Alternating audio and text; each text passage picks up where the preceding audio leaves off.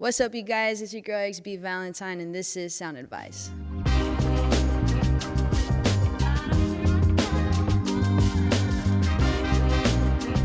Being in the game since you were like 15 years old, what would you say from then till now? Like, what is one of your proudest accomplishments? I think it's just learning how to be authentic and to accept who I am and embrace that fully. When you're a female, you're growing up in this world and you don't see women that look like you. It's easy to get kind of in this shell like, oh, I'm never going to be able to be that.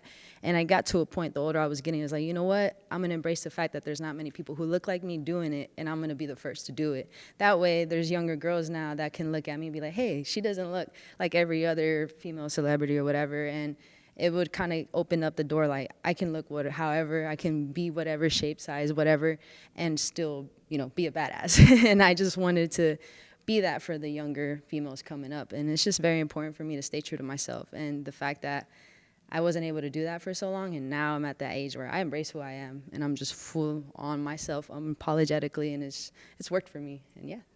How does your identity and your background influence your artistic style? If it influences it, like, I don't even know how to explain. I'm very grateful for it because I think it's what made me who I am now.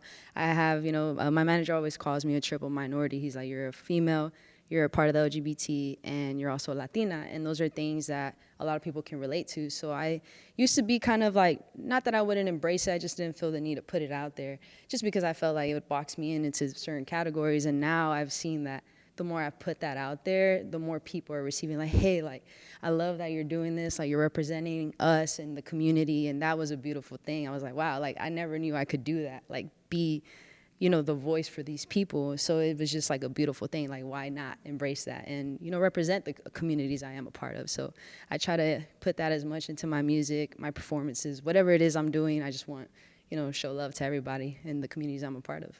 In like your ideal world and what you would want the music industry to look like, what would representation look like there?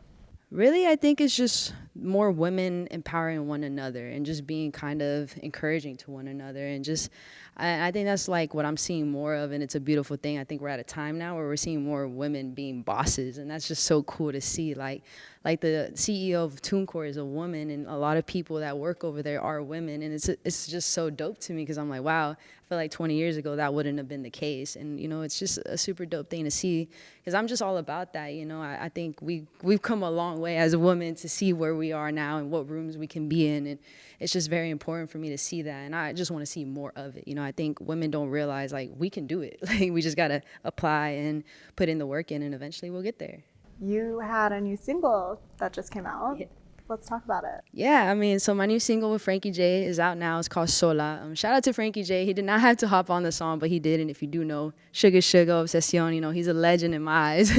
So it's honestly a trip to even like be standing here and saying I have a song with him, but he's a super down to earth, very good man, and he just like shows love to the upcoming people. And this song just meant a lot to me. It's my second song that I put out, crossing over from English to Spanish. So it's also really dope to me. Now I have cousins in Mexico who can understand my music. So it's super cool, and I'm just very grateful. I'm feeling good, and I'm excited to see what more I put out. I'm gonna be on this Latin route for a little bit. So how do you approach creative collaborations when it comes to your music? I definitely try to stay true to myself. Like, most people try to make a song to where it fits the other artist, but I think when you're collaborating, the goal is just to make something that would sound good for the both of y'all. So usually what I do is just, a lot of times I don't have the intention to have someone on the song. I'll send the song to my manager with just like, it's a demo, right? I'll be like, I only put one verse and there's no hook.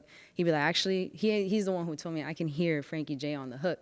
It had no hook on the song yet, and he's usually the one that kind of pieces those things together. He always calls himself the executive producer because he really does, like, he's the mastermind behind the collaboration. So he just has an ear for it. He can hear, oh, this artist will sound perfect on here. And I'm just grateful that he has that, connection to make those things happen. And, it's just all worked out. So usually I just make a song and he'll be like, oh, I can hear this person, and we'll go from there.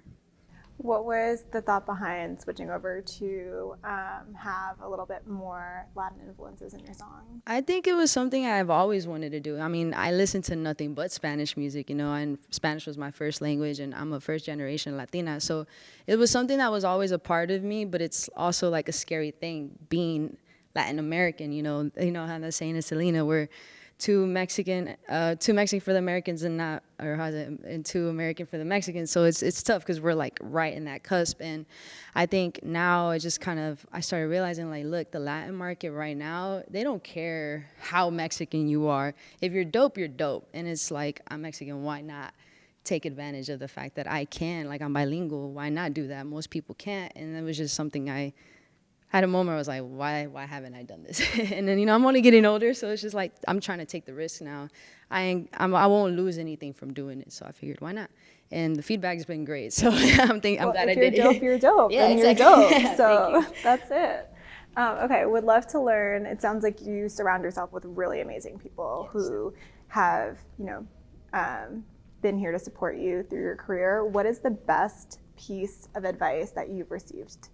Oh man, I feel like I've received so much good advice, so this is kind of hard for me. But I think the best advice I ever received was by another female artist who is successful, and she just said, be yourself. She's like, there's nothing people can take away from you as long as you're yourself.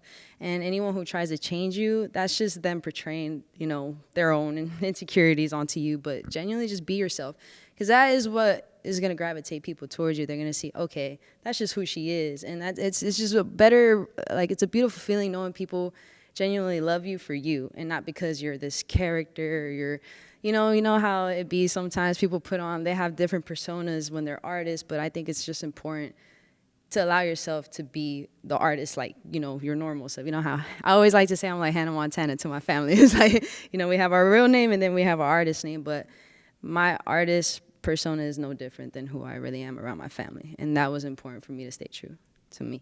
That's beautiful. Thank you.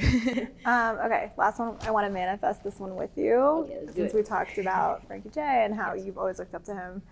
If you could pick 3 people to collaborate with, like your dream track, who would it be? First things first, I'm going to have to just say Snow the Product. I just think me and her would do something dope.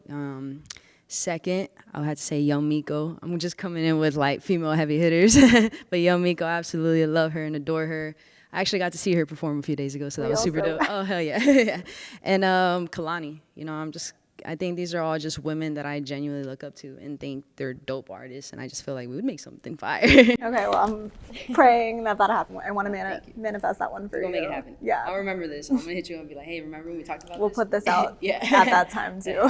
Definitely.